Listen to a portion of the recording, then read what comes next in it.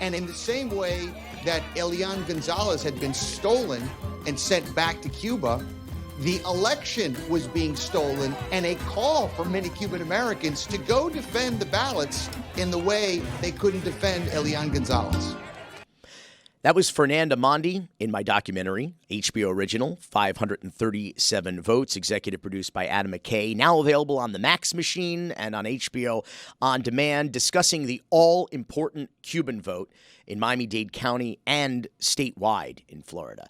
Enough to swing that election in 2000 by only a 537 vote margin here in Florida for George W. Bush against Al Gore, thus changing the course of history. Florida, it's always like this butterfly effect, Roy. The Florida of today is the America of tomorrow. I'm so sorry.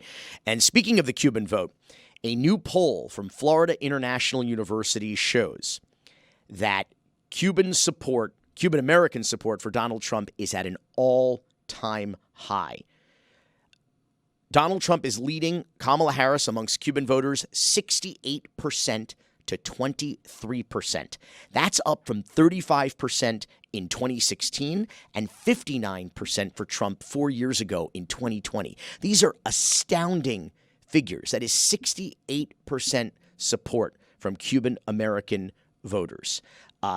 It's amazing. Joining us now is the head of the public opinion and strategic consulting firm, Bendixson Amandi. He is also a University of Miami poli-sci professor, an MSNBC political analyst, born and raised in the county of Dade. Fernand, what do you make of this poll? Obviously, Donald Trump is going to carry Florida. I mean, Florida is not in play, much to the contrary of what the Florida Democrats and the chairperson, Nikki Fried, would have you believe. But these are extraordinary figures out of the Cuban community in Miami-Dade. The poll results are indeed remarkable, Billy, for the reason that while there may be other presidential elections in the future, this poll, I think, says something and does something that will change the way the Cuban-American community is perceived forever. And if you think about it, Billy, in the sense that this is the first presidential election after the events of January 6, 2021, where undoubtedly Donald Trump led an insurrection, attempted to overturn a legitimate election and impose a coup on this country in the United States. This poll, what it does more than anything to me, and it's a very tragic story as a Cuban-American myself, is that it destroys the 60 years of moral authority that the Cuban-American community claimed to have in this country, so much so that it even led to defy, in a sense, the country and the leadership of the country at the turn of the century when they protested Elian Gonzalez being returned back home to Cuba, because the idea was always freedom and democracy and the greatness of this country's political system was the most important thing, in contrast to what had happened in Cuba, where they had allowed a dictator strongman to not only take over, but in essence, destroy the country. With their overwhelming support of Donald Trump, which this poll makes crystal clear, I think they've pissed away all of that moral authority, and I don't think they're ever going to get it back. And there used to be some jockeying for the Cuban vote between the parties, and there was a lot of policy conversations about what is your stance on Cuba, and candidates were forced in many cases to take hardline positions against obviously the then Castro regime. Nobody seems to be talking. Nobody knows what Trump's Cuba policy is. No one's asked Kamala Harris what her Cuba policy is. Are we just done with freeing Cuba? I thought that was the whole goal of this operation the last 60 years. Well, Donald Trump always comes to Miami and, strokes the passions of the communities and plays on the trauma of the Cuban-American experience, with saying, Fidel and the Castro regime will be overturned and he's going to free Cuba. But we all know with Trump, it's all words. It never really manifests itself into actual policy. But I think, again, the fact that the Cuban community would so embrace the most Fidel-like figure that we've ever seen in the United States openly, almost without reservation, not only, as you said, has it destroyed any good faith efforts by both parties to try and cultivate the vote, since they're seen to be in the pocket of the MAGA Republicans, it also, again, has branded this community as somewhat, if not outright, hypocrites in their decades-long storyline and insistence that the most important thing was democracy and freedom, but yet their support, open support of someone who says that they're going to be a dictator on day one. Again, Trump's words, not my own.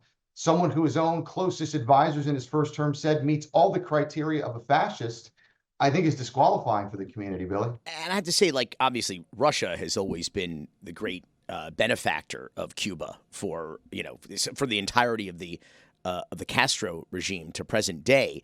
And Russia is very much a fan of Donald Trump, as Donald Trump is of Russia. I feel like Fidel Castro is looking up on us right now, smiling about all of this somehow, about the exile community's embrace of this guy. But let me ask you, and I'll ask Jeremy, our resident Cuban here. Hey. Fernand, you you're not only a Cuban-American, Fernand, but you are a pollster. So you have, as a vocation, your fingers on the pulse of the Cuban Americans, particularly down here in the diaspora, if you will, of South Florida. My question is, when you look at these numbers from 2016, 35% support for Trump. 2020, 59% support for Trump. Today, 68% support for Trump. My question is, what did Donald Trump do during the 4 years of his administration and in the subsequent 4 years of his administration? I'm talking about his conduct, his words, his policies as they were, his actions. Like, what about that speaks to this demographic very clearly, such that there is this this is an unprecedented. I don't know that there's another single group that has increased their support for Donald Trump like this to such leaps and bounds. So what has this community seen from this guy that they go, yeah, this is our guy?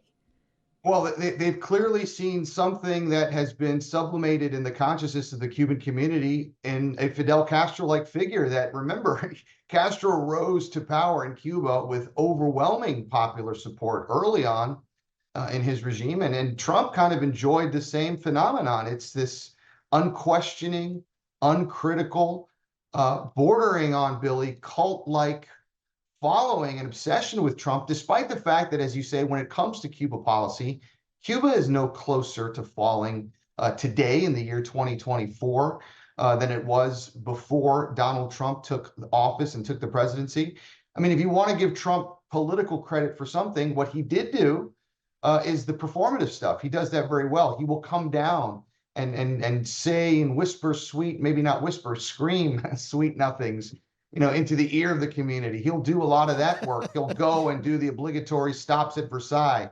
He'll do his awkward, a bizarro version of the cha-cha when he's, stroking on two hands there. But that seems to be enough for the Cuban-American community, sadly, because as you say, nothing has happened that they've actually changed the actual policy itself. And in terms of what he's done for them, they're still the biggest supporters of Obamacare. We see that still. So it's not anything Trump has done. Seriously, they're voting against their own health care, this Democrat. I mean, like, Hialeah is the +1 city in the entire country for Obamacare signups. And Mike Johnson just said, the Speaker of the House just said, day one, we're no mas Obamacare. I mean, that's crazy, Jeremy. I think something that seemingly in the conversations that I've had, whether it's with extended family that leans toward voting for Donald Trump or just people within the community, I think some of the reality that we have to acknowledge is how race, class, and law and order tactics really play with Cuban Americans, because now strongman shit. Yeah, now the strongman. A reminder is also like this has now been passed down for generations of Cuban Americans. This is no longer the people, for the most part, who actually went through the plight of what it was to come here from Cuba. It's now generations removed, and in turn, you have sort of rhetoric that can play in a way without the hands-on experience. It's no different, Billy, than you and I would talk about when it comes to Holocaust survivors and the passed down trauma that exists within the Jewish community. And you have now, it's passed down in a different way, obviously. Like, those are two very different things in different times, but we're talking about a generational divide. And the reality is that you look at the majority of the folks that came over from Cuba to begin with, right? They were fearful of socialism. As socialism was taking over in this dictatorship way, socialism became sort of the boogeyman word. And as they project that onto the Democrats more and more and more throughout time, whether Kamala Harris is even close to that economically or not, it becomes scary. You look at sort of the law and order in American politics, because the idea is that is a different thing than what Castro was doing in law and order in Cuba to get people in line. And so you also play the racial dynamics, and Trump has obviously exploited racial minorities. And Cubans can be white passing. Look at me. I'm a perfect example of this, as a Jewish Cuban, and you might not know either in that way. And when there's a racial disparity, I know in my own family, there are plenty of racist Cubans, whether that's toward the African-American community or whether that's toward other Hispanic communities. And as Trump continues to exploit those and go after those, there's sort of a rah-rah mentality of like, all right, yeah, because we belong here. Us Cubans belong here in a different way than some of these other immigrant communities. I don't. You open up so many cans of worms. I know, all of which are absolutely fascinating. Certainly, as a Jew, I am sensitive and empathetic to the generational trauma that that Cuban Americans experience. Lost a country, but I was speaking to a conservative Republican woman just the other day at an event, and she said to me in these words that we lost Cuba because we were bamboozled by a con man who turned out to be a dictator. And I was like, no shit, you don't say. And I'm like, are we not did you hear the words that were coming out of your mouth? I heard the words that were coming out of your mouth, and we are attuned, I think, as Jewish Americans to identifying fascism, to identifying injustice, to identifying threats to freedom and justice. And I don't know. Is this, to Fernand's earlier point though about kind of exposing the lie, if you will, has this ever been about freedom and democracy, or has this just been a 60-year battle of my dictator was better than your dictator? Batista pretended to be a right-wing dictator and we liked him. We didn't like the left-wing dictator. But I mean, a dictator is a dictator, no? Billy, prior to this election and prior to these poll results, I think that was an open question in the sense of, what did it mean? But I think with seeing these results now, it really does call into the idea and to the question of, was it all just hypocrisy? Was it all just BS? And again, for me, I say this with great regret and longing, because I grew up in a very staunch anti-communist Cuban-American household. I always was mystified because, as you said, even though I was born in this country, that generational trauma is passed on. And I was always curious, how could a country have been lost like that? Especially you hear the great stories about what a paradise Cuba was and how wonderful it was to live there. How could it have been lost? Only to now, in my 40s, experience this phenomenon with Trump that now explains it clearly. Because as you experienced the other night when you had that conversation, Billy, what comes out of the mouths of these people for support, my people, of Trump, is incoherence at best, ignorance at worst, or bad faith at that. Because they also know enough to talk around and ignore very sincere pushback points that I'm sure you did with your person that you were speaking to, and I certainly do with friends and family and people I encounter in the community all the time. I want to read this headline from the Miami Herald just yesterday. 1 million Floridians would be kicked out under Trump's mass deportation plans. As many as let me start again. 5, 4, 3, 2. As many as 1 in 20 Floridians, 1 million people, could be expelled from the country under a mass deportation plan that is a cornerstone of former President Donald Trump's campaign. The American Immigration Council, based in Washington, D.C., put numbers to Trump's sweeping plan to deport 13.3 million undocumented or otherwise removable. So not just undocumented, otherwise removable immigrants in the United States should he return from the White House. Now, of course, that would tank the economy. Okay, so a one-time mass deportation, according to the Miami Herald and this report, to expel millions from the country would cost at minimum $315 billion.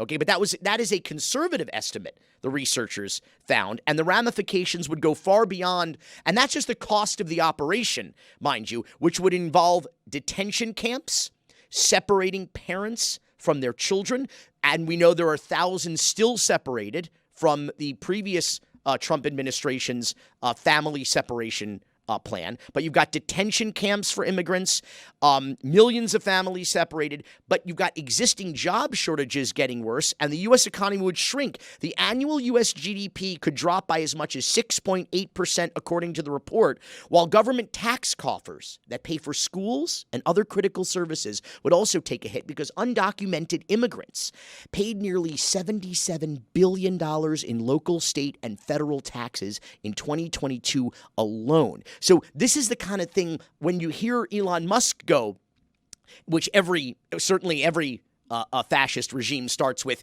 we must take the short-term hits for long-term glory. Like, what the fuck? They're going to tank the U.S. economy.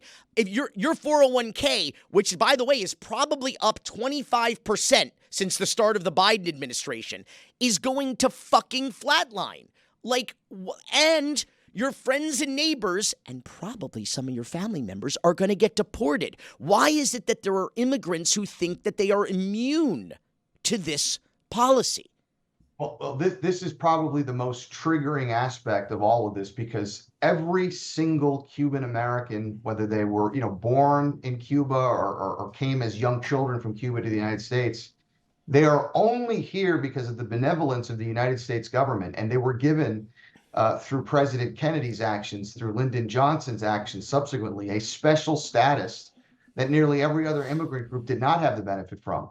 So for the Cuban community to not only embrace this draconian deportation talk, but be amongst the strongest levels of support for Trump in the country on this, again, is hypocrisy to the worst degree, disqualifying to the worst, and totally at odds, Billy, with what has allowed them to flourish themselves in the country. I mean, you cannot get more dissonant and incongruent and just all over the map than that embraced by the community. And what it comes down to fundamentally always, as I have these conversations, is, well, Trump is going to do this to the bad ones, right? Because it's always the bad ones. It's never them. They were always the good immigration wave. It's the bad ones that are here now, not recognizing that there is no discrimination. The Trump MAGA regime will see them all the same. I have so much more I want to talk to you about, but we got to go. Is Florida in play, Renee? No, Florida's not. God damn it! Yeah, listen, I mean, how many Puerto Ricans do we have? The Florida Democrats never miss an opportunity to miss an opportunity. And Chairwoman Nikki Fried, to be fair, she inherited a dumpster, but all she's done is light a match. I mean, these grifters and opportunists who run this party here, the Florida Democrats are the Washington Generals of politics. They literally get paid to lose. And I'm so sick and tired of it.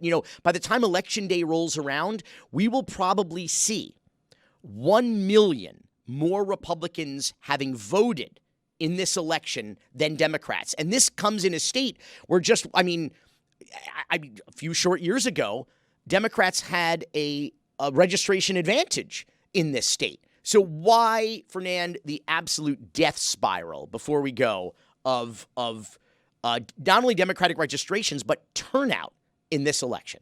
Well, first off, Billy, I mean, you're absolutely right, as always. Nothing would please me more than to come back on this podcast, with a steaming plate of croquetas and eat a bunch of that crow and apologize if the results don't go the other way. But, I do believe that they are absolutely going to be, as you and I and others have said, Florida's not in play. And the fundamental problem with that is it's obviously not in play.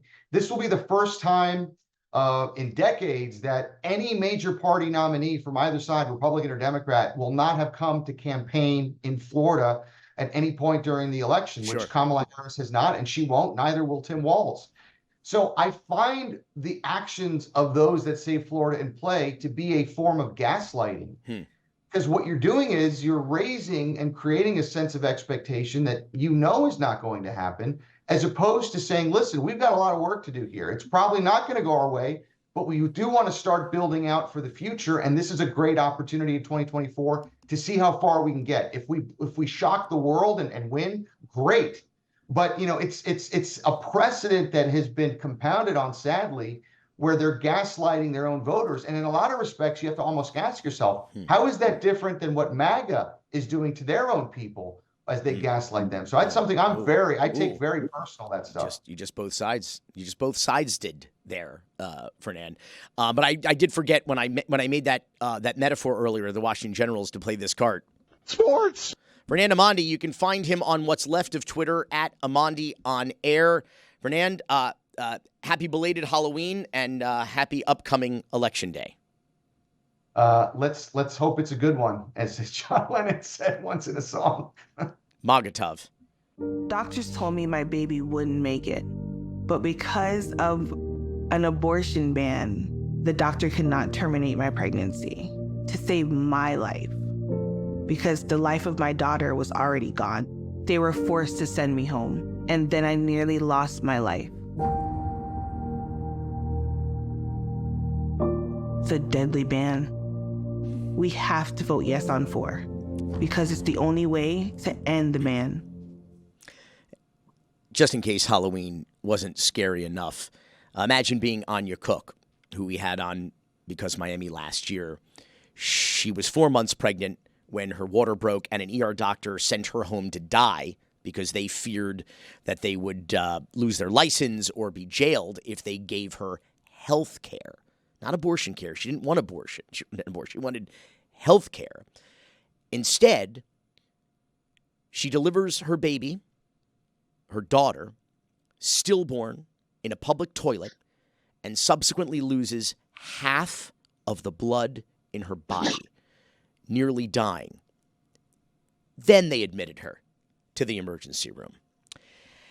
This is the kind of draconian shit happening in this free state of Florida, or as I call it, the failed state of Florida, in DeSantistan. This is what happens in a Taliban-controlled state as well.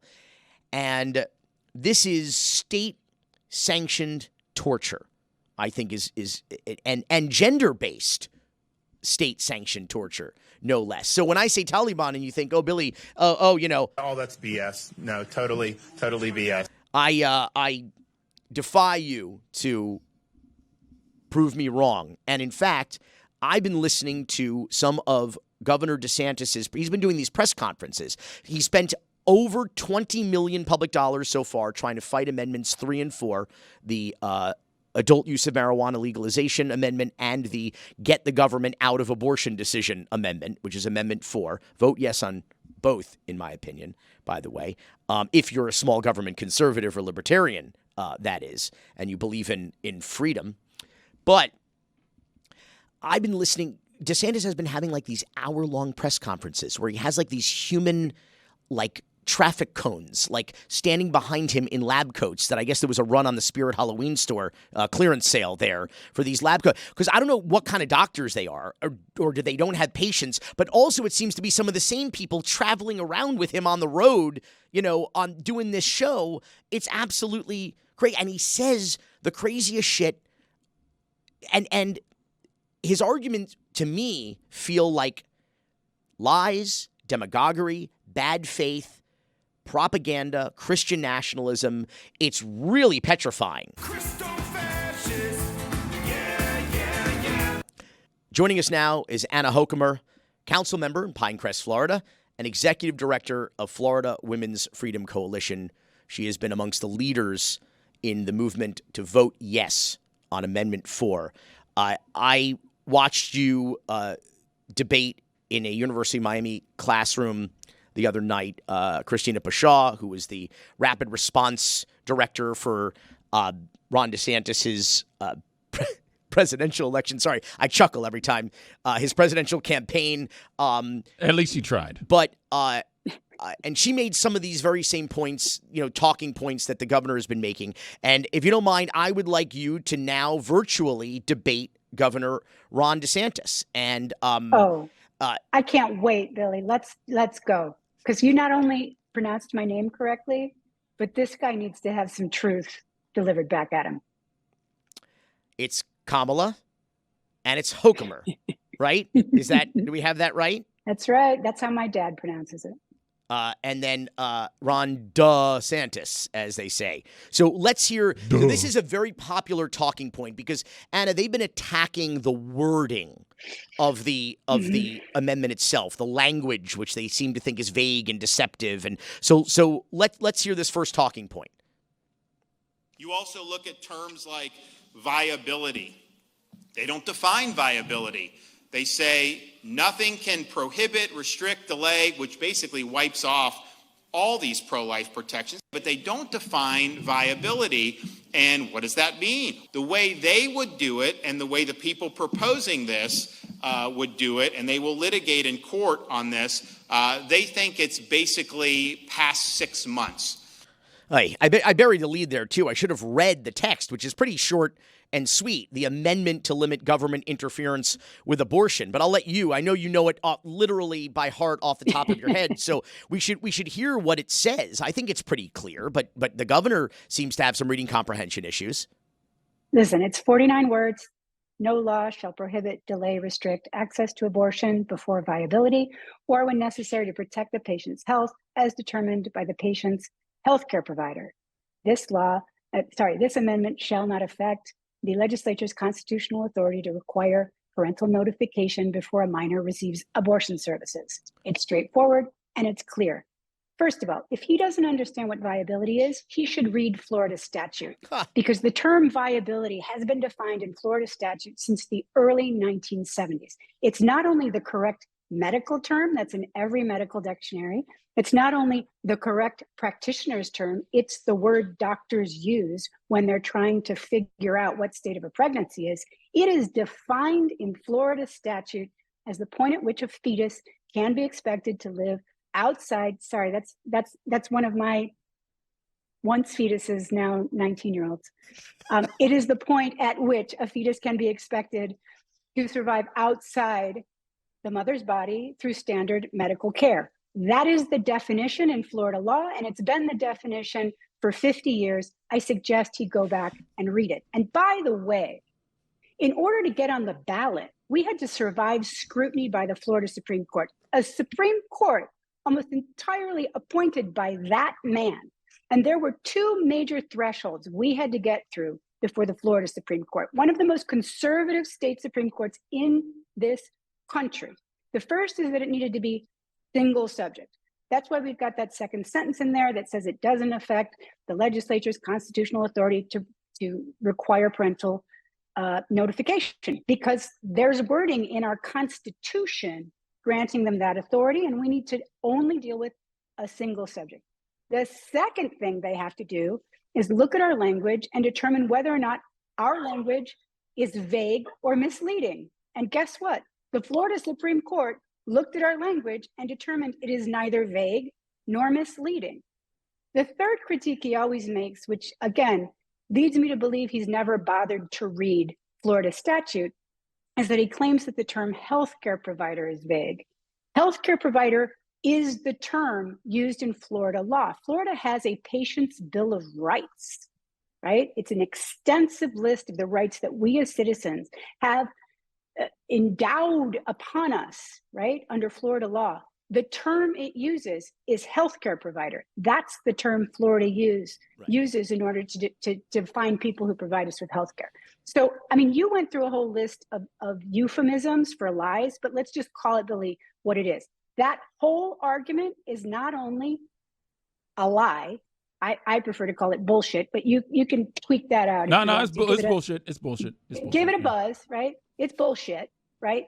But it's not only bullshit, it's bullshit from somebody who claims to be a Yale-educated lawyer, who's the chief executive, who's expected to understand our laws, the legislative process by which they become laws, and expected to be the protector of our Constitution. Yeah. So every time he gets up there and says that, we should all just turn around and say, enough of this BS from this guy. Bullshit. I want to play this. Bullshit. I want to play this clip about the language on healthcare provider, though, specifically. Mm-hmm. Yeah. In Florida law, you have to be a licensed physician with respect to abortion. You're not allowed to be involved to do it unless you're a licensed physician. This amendment substitutes, instead of physician, health care provider.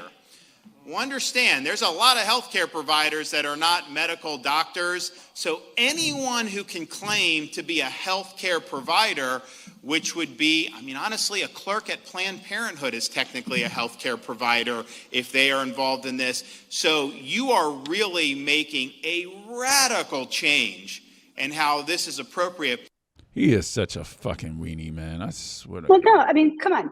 Healthcare provider. Number one, it's the term that's used in Florida law. It's the term in our patients' Bill of Rights in this state. And number two, there is nothing in this amendment that prevents the state of Florida from licensing healthcare providers. And they are limited by their licensure, by their training, by their medical ethics, by their scope of practice. Listen, a dentist, a DDS, is a surgeon. But nobody's claiming that dentists are giving you open heart surgery, right? Of course. It's surgery, right? But he's not doing it because that's illegal in the state of Florida. So this idea that he doesn't understand how the state of Florida licenses and regulates the provision of healthcare, Right. Again, let's call it by its name. It's bullshit. The idea that the receptionist at Planned Parenthood or a massage therapist can perform abortions, that is just a fucking lie. That's not a healthcare provider has to be licensed as to the specific area of education, expertise, ability, license. I mean, it's so crazy to me. And this idea of parental consent. Let's hear this. This eliminates the right for parents to consent for a minor to have an abortion. That's current law in Florida. If you're a physician, you can't prescribe a Tylenol to a minor without the parent's consent. That's how it should be. If a parent finds out they're getting stuff done without even knowing or consenting, that's not acceptable. You just read the language, Anna. You just read the language of the amendment. It is explicit that it does not eliminate this, as you said, right that's already enshrined in the Constitution with respect to parental notification. But consent Amendment 4 does nothing to affect parental consent for medical procedures on minors in this state. And I want to, once again, let's understand the basics here, right? We've got the Constitution, and our constitutional amendment has to only deal with the Constitution. The parental notification laws all come directly and explicitly from the Constitution. That's why we say in our amendment, we don't affect the parental notification that the legislature was granted in the Constitution. The parental consent is a law that the legislature passed, right? That's under the control of the legislature. His Republican supermajority legislature, they control that. Now, if they want to repeal parental consent, they can. But this is not a self-effectuating issue here. And our amendment will do absolutely nothing to affect parental consent and that law that's on the books. Also, I want to make it clear, Amendment 4 supports parental consent. We believe in it. We want everyone to know we believe in parental consent. What we would really like people to understand is that the thing that takes the knees out of parental consent in Florida is the abortion ban, right? Because right now, if your 10 or 12 or 13-year-old daughter comes to you pregnant, and let's not even think about how a kid that age becomes pregnant and what kind of consent is involved in that. If I, as a parent, want to seek abortion care for my child who's clearly been statutorily raped, violently raped, sexually abused in some way, I cannot, under the Florida abortion ban, I cannot, as a parent, say, no, I want this medical procedure for my minor child. I have been banned from seeking that care for my minor children. So anybody who's really, really hot on this parental consent order needs to understand now the state has stripped them of their ability to make decisions for their minor children. You know what else takes away parental consent? Rape takes away parental consent. Takes away consent, period. I mean, and I have to, because while we're on the subject of exemptions and parental rights, because everything is like, it's opposite day when it comes to, naming laws and things. But I want to play this about the so-called exemptions in state law in Florida's abortion ban.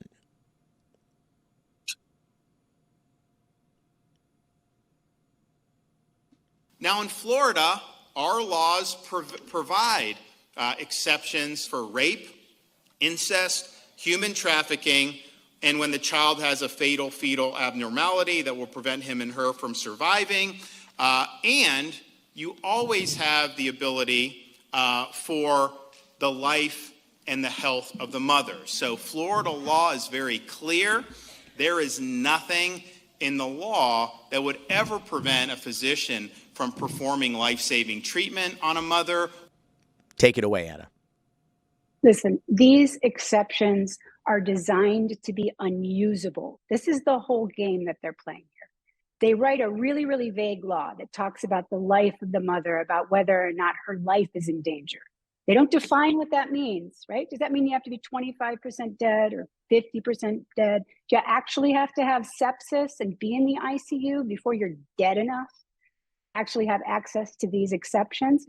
It doesn't define exactly what it takes for somebody who's been a victim of rape to get the exception. We know of a case here in Florida where somebody ended up, a rape victim, going to seek abortion care at 7 weeks pregnant. They told her, hey, you got to go and you have to make a police report. You have to, right? You have to go and talk to the police, even though we know about 80% of rape victims never report it for all kinds of reasons. But she did. She went and she made the police report that she had been sexually assaulted, raped, and impregnated. When the clinic called the police department and said, hey, we need that documentation, we need the police report so that we can perform this abortion on this rape victim, they were told, no. We've now opened an investigation. It could take weeks or months to close our investigation and be able to provide you with the paperwork. It's Kafkaesque. Right? So it's Kafkaesque. She had to leave the state in order to get care. The thing people don't understand about this is written in a way to terrify hospitals and doctors into not acting, right? They don't tell you when it's okay and when it's not okay. They don't define any of it. They make you guess exactly what's going to comply with the state and hope the state doesn't decide it disagrees with you. And when it disagrees with you, as a doctor, you know what happens to you? You're either going to get fined and or convicted of a second or third degree felony and or lose your license in the state of Florida. Now, we are all smart enough to understand what happens when doctors and clinics and hospitals are put in that position. They don't perform. And they shouldn't be in that position. But believe you me, we can't know exactly how many people in Florida have been denied abortion care because they couldn't work these unusable exceptions because they don't keep track. They don't even want to know how many people they are forcing to either carry unviable pregnancies at a risk to their own health or flee the state thousands of miles away to Illinois or North Carolina or Virginia or New York in order to get appropriate medical care.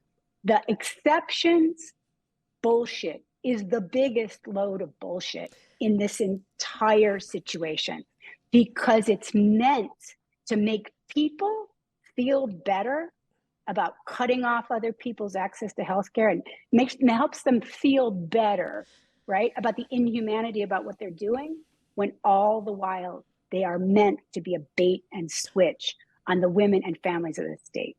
Also bullshit, of course, is any concept of religious freedom or religious exemptions, as different religions, my religion, for example, have very different beliefs, say, from Catholics on the matter of abortion, because in Judaism, it's all deference to the health and safety, both physical and psychological, of the mother.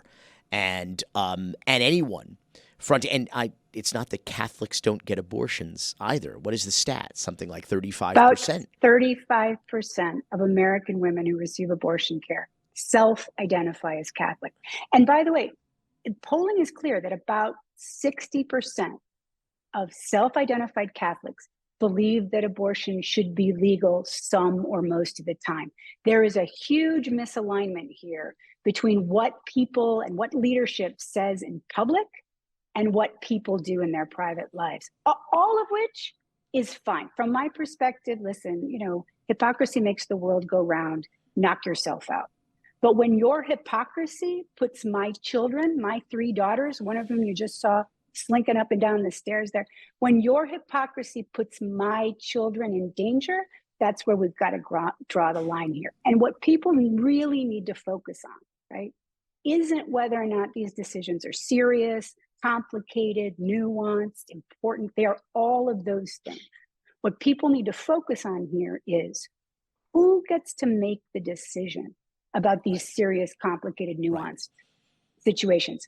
I believe it must be the individual patient with her doctor and her family, and not be some wackadoo in Tallahassee who hasn't even bothered to read the law, right? And is expected to tell me and my family what we can or cannot do with our bodies.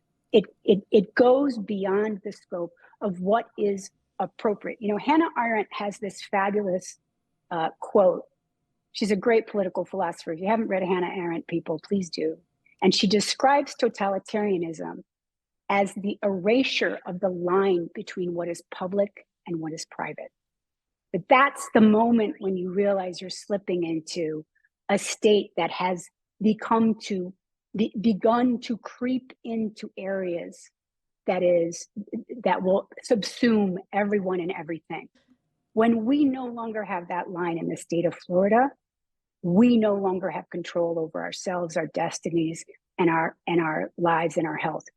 And we should all, every one of us, no matter how we feel about the actual medical experience of abortion, we should all be sitting up straight and questioning whether this is the way we want to live. And Hochkammer, we're out of time. As we go, I want to say about the so-called right to life argument, which is really an anti-choice and pro-death argument, in my opinion. When you hear stories like Anya Cook's, which started this segment, and you see headlines like this week from the Sun-Sentinel, infants died from birth defects at higher rates after abortion ban was imposed in Florida. There are not fewer people suffering. There are not fewer people, your babies dying.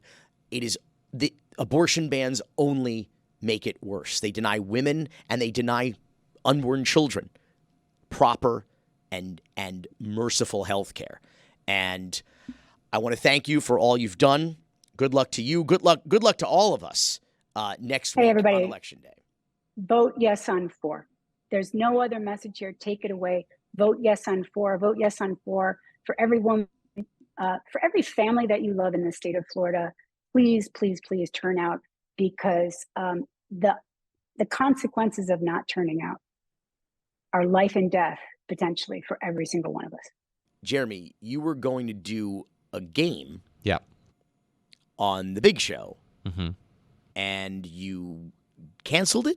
That's right. So I mean, okay, so let me preface this with, I don't know whether or not we would have actually ended up doing it. I was preparing it. We were in discussions to have this conversation and basically start with a few minutes of serious conversation as to explain some of the things we've already mentioned here, which is that I'm a left-leaning Jewish Cuban-American in South Florida, which is an interesting demographic. Nobody's perfect. Yeah, exactly. And with that, I have a lot of concerns about authoritarianism and fascism as I've grown up learning about it nonstop through multiple parts of what my family is all about. And so in turn, after seeing some of the rhetoric out of the Trump campaign, I then wanted to go from very serious to sort of hijinks silly version of a game called Who Said It? Trump or Hitler? And obviously fun with fascism. Yeah, fun with fascism. The reality is that the reason I pulled the plug is because over the last week or so, and really over the last couple of days, ironically after our Tim Walz interview, I have been experiencing some pretty serious anti-Jeremy propaganda on Twitter. A lot of folks. Is this a subgenre? It's becoming more and more of a genre. And welcome to the club, brother. Yeah, and so what I would say is that what's been really interesting about it is a lot of folks from the right wing have gone after things I've said on Twitter before. Not a big surprise, but what's been more interesting is that a lot of fellow Jewish people have reached out to me, whether in my replies or in my DMs, basically saying you're not a Jew. Not even just like you're a bad Jew. Just you're not Jewish. Is it because no is it different because of than the Doug Cuban side? Emhoff? Is because you're a foreigner? No, You're not God's chosen people? Yeah, simply because I support Kamala Harris and Tim Walz, and they advocate for known anti-Semite Alexandria Ocasio-Cortez and all of the things there, and then obviously the deal with a much deeper conversation in Gaza and the squad. And it's all very layered. Hang on. This is we were talking earlier with Fernand Amandi about the polling amongst Cuban-Americans and the just insane outsized support, 68% presently for Donald Trump amongst that demographic. But amongst Jews, it's been basically flipped. It's not only is it flipped, it's basically like 70% support Kamala Harris of American Jewish voters, but it's relatively consistent from 4 years ago and 4 years before that, unlike the Cuban vote, which has been slipping and slipping and slipping once again toward dictatorship. So you're being harassed by a vocal minority. Always. Of I mean, that's how it works, right? I mean, that's the loudest people in the room. Yeah. One of the nicest guys ever being hated. Thank you. Yeah. Not a real Jew. Huh? Right. And obviously, like I have Barack Rue is. Yeah. Hey, that's a good pull. That's a really good pull. O.J. Simpson, not a Jew.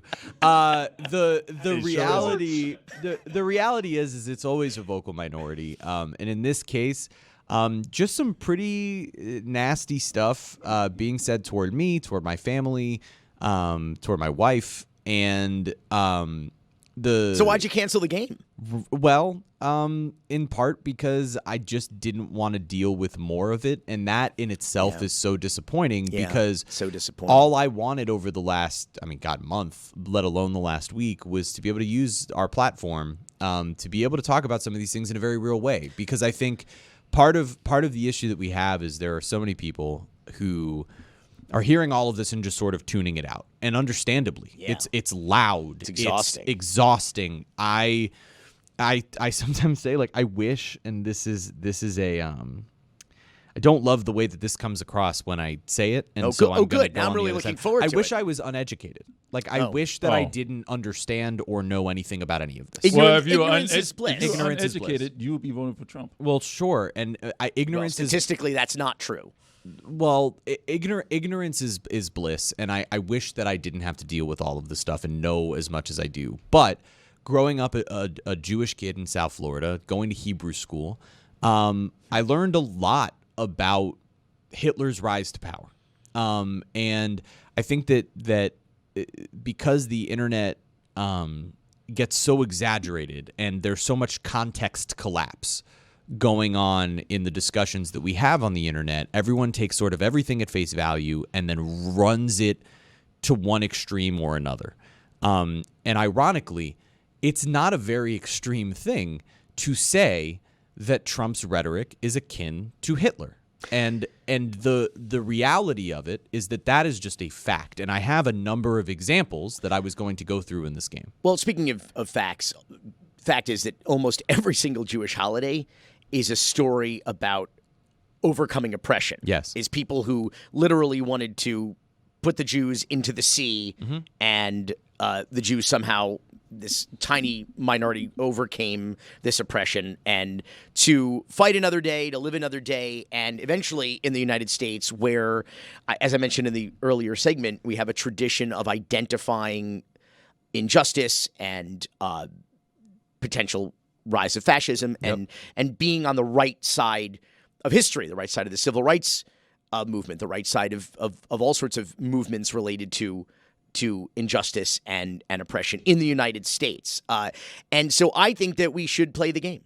All right. I think it's a shame that you canceled it, and I think we should do it. All right. So right before I get to that, I will say that in what you just mentioned is part of the disappointment I feel when I have friends who are my age who either have a level of apathy toward all of this or actually are on the side of Donald Trump, because I just don't understand how any Jewish person can see what comes out of this campaign and not understand, especially considering the way that our people have always sort of been on the right side of history when it comes to this, because our part of what is literally baked into our religion, into the Old Testament and the interpretations that we use within Judaism.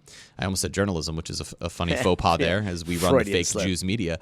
But the reality of it is that we have long cared about fighting for oppressed and marginalized groups, and the disappointment that I feel when I see Jewish folks turn a blind eye to other groups being oppressed because it doesn't directly impact them is devastating here amongst Jewish Americans. And again, it's a small minority as compared to maybe some other groups where that's happening.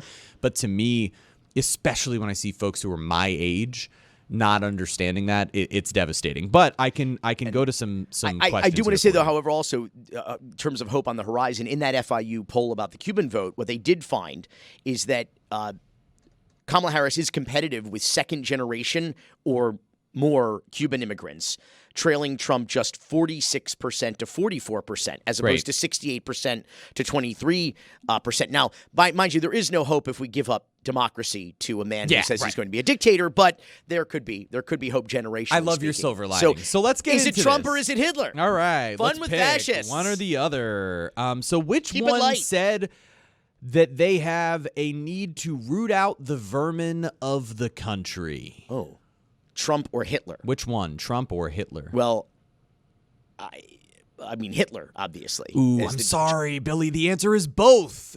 From Hitler in Mein Kampf, quote, "The German state is intensely overrun by Marxism. I have the right to root out millions of an inferior race that breed like vermin." And of course, Donald Trump said, "We pledge to you that we will root out the communist, Marxist, fascist, and the radical left thugs that live like vermin within the confines of our country." And I understand Mein Kampf is the only book that Donald Trump had by his bedside. Yeah, that's about right. Reports. Okay.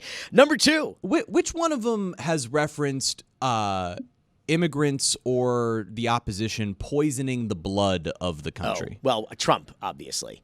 Actually, Billy, the answer is both. Of course, Donald Trump said they're poisoning the blood of our country. That's what they've done.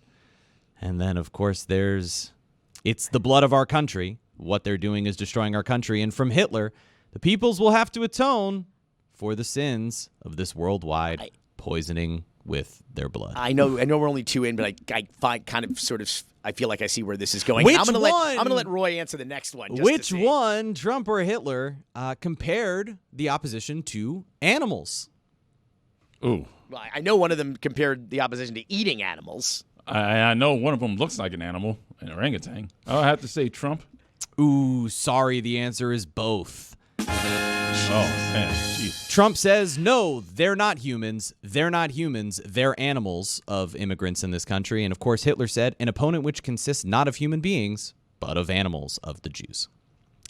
Which one said that the minority that they were against is erasing your culture, Trump or Hitler? Erasing your culture? Well, that's Hitler, obviously. No, it's Trump. Ooh, no, I'm sorry, it's guys. Hitler. You're both right. The answer is both. Oh, we're both right. Hey! What do we win? Of Fascism. course, Hitler, quote, in every mingling of Aryan blood with that of the lower peoples, the result was the end of the cultured people. And then Donald Trump, you got to get these people back where they came from. You have no choice. You're going to lose your culture. You're going to lose your country. All right, let's go to another one here. Which one has painted themselves as retribution for where the country has gone?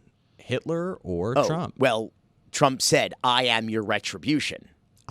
He Judge Dredd or something. That's true. Yes, but the answer is both, Billy. I definitely see where this is going. Trump's Roy. quote, "I am your retribution," and Hitler's quote, "The hour of retribution will come." Which of Trump Roy, or you're not Hitler. so sure where this is going? Which maybe of the this two will of change. them referred to the opposition as scum and the enemy within? I'm going to go out on a limb and say Donald Trump. Ooh, sorry, the answer is both. Oh.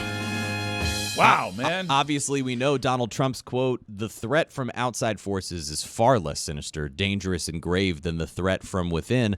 Our threat is from within. It's the enemy from within, all the scum we have to deal with that hate our country." And then there's Adolf Hitler, who said, "This scum of the nation, ...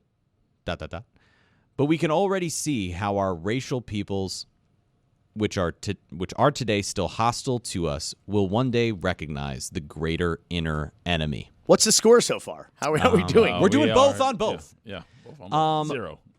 Which wanted to create some violent imagery for how to handle deportation and even advocated for a single day of violence? The purge. Though that was Trump. Donald Trump basically said there should be a purge day. You say that, Yes. Billy, but I hate to tell you, the answer's both. Of course, Hitler said we need to wrestle the Jewish world enemy to the ground. They are living off the body and productive work of other nations. And then we know, and those of you who don't know about it, just look up Kristallnacht and find out what that is after you listen to this quote from Donald Trump, in which he says of immigrants, "Getting them out will be a bloody story. If you come back, you will be executed." And then he said, "We have to let the police do their job. And if they have to be extraordinarily rough, if you had one really violent day, one rough hour, and I mean real rough, the word will get out and it will end immediately." Police immunity. How many more of these? This will be the final questions one are for there? you, Billy. Jesus. The final one. Christ, And this is fucking And this is morbid. going to be tough. This guy is a past and potentially future president of the United States. Tough answer here for you. I don't think Barack Obama ever quoted Hitler. Now, I don't think George W. Bush ever quoted Hitler. which of the two started their campaign for presidency with the goal of mass deportation? Pretty simple. Both. Billy, you're right. It's both. Yes. Hey, you got one. All right. And just so we know, just so we all can think about it, and this one's important, you look at these Trump rallies and they have signs that say mass deportation now. There are reports that in Project 2025, there's a proposed 700,000 holders of temporary protected status, 500,000 dreamers, 175,000 Ukrainians who will lose legal protections and, quote, push them out of status of the country, unquote. This is also potential for Afghanis, Venezuelans, Haitians, and, of course, as we mentioned at the beginning of this, Cubans. And then just to wrap things up here for you, the goal of the Nazi regime initially was mass deportation. The problem became, and Billy, you mentioned earlier, the idea of camps. Logistically, it was tough. So they designed camps, and ultimately, they gassed people to death in those camps. I heard about that. On day one of the previous Trump administration, of course, his first official act was a Muslim ban. And That's right. I have friends who are attorneys who happen to be Jewish in New York who immediately went to JFK Airport and LaGuardia Airport. Because remember, there was like instant chaos because people were just stranded in a, Tom Hanks terminal, a purgatory. And lawyers were, and particularly like Jewish friends that I have, were jumping into action to protect, Muslim immigrants, tourists, people who found themselves in this bizarre netherworld of this just insane racist policy. Mm-hmm. I would like to, and part of the reason I bring all of this up, right, is I already talked about how crazy the rhetoric just for funsies. is. Yeah, You just mean? for I thought fun. it was Obviously, this is a lot of fun. Your to DMs talk are going to about. be so hot tonight. I'm having a blast. Look, I think that what's important I'm not. I don't know the politics of the listening audience of this podcast. My assumption is that there are not a ton of all-out Trump supporters who are listening to us right now. But the reality is I'm not talking to that group in this moment when I make this plea. I'm not talking to the folks who have already voted for Harris Walz or are planning to, because there's an understanding there. There are two groups of people who I would love to try to hear this message. And that is the group to the left of me, which some of you are listening and going, there are people to the left of you. But to the people who are to the left of me, who have become single-issue voters on Gaza and don't feel that Kamala Harris, the Biden administration, has been strong enough on what's going on in Gaza, and that, again, could be a deeper conversation that we could have another time. Look at the alternative. Look at the alternative, please. Yeah. Look at someone who instituted a Muslim ban on day one, who is buddy-buddy with Netanyahu. Who told him, do what you've got to do, which means do whatever you want to do. And we already know his son-in-law is already on the record going, wow, that's some damn fine waterfront property in Gaza we could build some condos on. Boy, he's only been in Miami for how long? And already he's like the consummate real estate hustler. Well, and when you look at that and you look at, I would just say, and I'm lifting this straight from Alexandria Ocasio-Cortez, but it's essentially when you're trying to get something done from the progressive side of things here, I would beg you, whether it's on Gaza or anything else, who would you prefer to be your quote-unquote adversary in the White House? Because if you're looking at it as the lesser of two evils, or both of them stink in your mind or whatever, just think about who smells more. Do you want to have to try to get something done under a Trump presidency, or do you want to try to get something done under a Harris presidency? And I think the answer is pretty obvious. Yeah, and I will say that Biden clearly is running a sophisticated operation with respect to foreign policy. Absolutely. And very clearly he is, gotten the message to Netanyahu that it's time to tamp this shit down, as evidenced by the Iran operation, which was a total, it was a bust by design. Everybody sort of it barely happened. Everybody ignored it like it didn't happen because he said, you got to quit this dumb shit. And we know what the message from Trump has been, which is do whatever the hell you want. My closing argument is pretty simple. In the words of P. Diddy, vote or die. And pass the baby oil. Yeah. Okay. And pass the baby oil. And I think way to ruin it. I think better than that, we're going to leave you with a Miami moment and get a closing argument from my favorite uncle, Uncle Luke. Miami's poet laureate. Cocaine's. Yo, what's up? This your boy, Uncle Luke. I got to say this about this election. This election is very important, people. I know some of you all are thinking about not voting. You got to get your ass out there and vote. This shit's serious. We're voting against some orange-haired man and a lot of other things that's on the ballot, ladies and gentlemen. You got to get your ass out there and vote. And for you Negroes who are out there talking that dumb shit about don't vote for this black woman because of this and that and all these other things, you are the stupidest motherfuckers on earth. Stop playing yourself. Project 2025. What the fuck is this man gonna do? Close the Department of Education? Who does that affect, dummies? That money goes toward schools that are in blighted areas. I work at one. You got Kamala Harris, and y'all talk about fucking with this orange head man. I feel like government should tell women what to do with their body. That is some bullshit. And then he sent his cronies out there on the fucking stage to say all that racist shit. Oh, he meant it when he said Haiti was a shithole of a country when he was the president, and then doubled down and came back and then said Haitians eat cats. This man's a fucking racist. Some of you dumb motherfuckers out there think this man gave you a check. It was Nancy Pelosi, Congress. I'm sick of you motherfuckers. Get your motherfucking ass out there and vote, goddammit. And I want to hear this black man talking about, I ain't supporting no black woman shit. You've been not supporting black women all their fucking life. It's about time you stand your goddamn ass up and support black women.